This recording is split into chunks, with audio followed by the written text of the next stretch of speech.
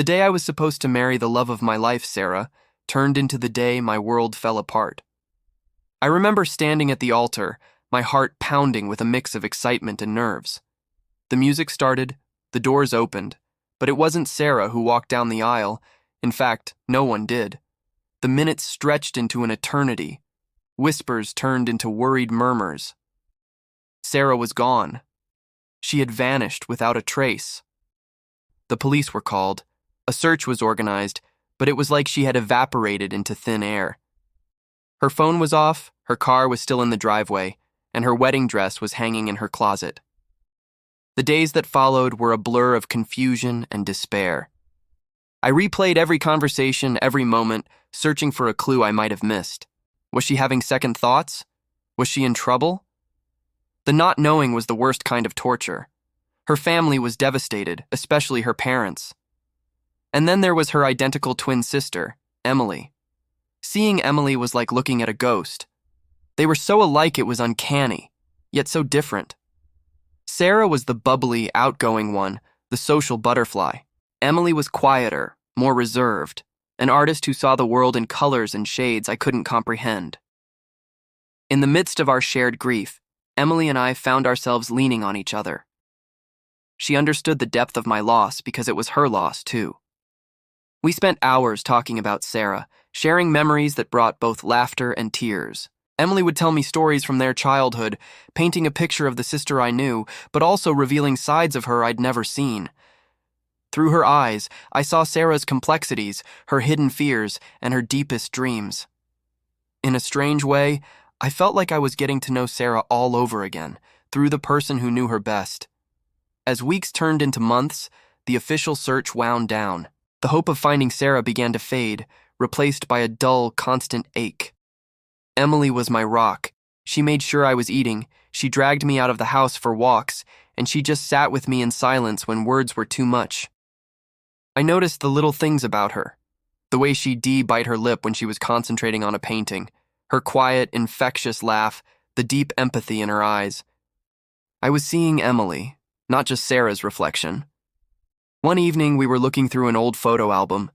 We came across a picture of the twins as kids, both with identical mischievous grins.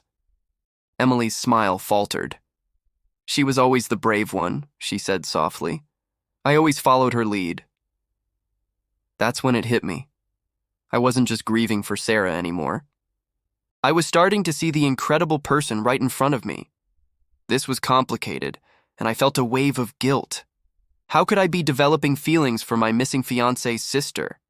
I tried to fight it, to push the feelings down. It felt like a betrayal. A betrayal to Sarah, to Emily, to our family. But the heart is a stubborn thing. The more time I spent with Emily, the more I realized how much I admired her strength, her kindness, her artistic soul. She wasn't a replacement for Sarah. She was entirely her own person, and I was falling for her. The guilt was eating me alive.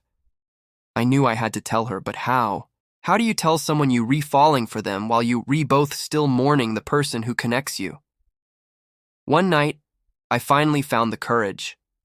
We were sitting on her porch, under a sky full of stars. My voice trembled as I confessed everything. My confusion, my guilt, and my growing feelings for her. I expected her to be angry, to push me away, but she didn't. She just looked at me, her eyes glistening with unshed tears. "I feel it too," she whispered, "and I hate myself for it. It feels so wrong.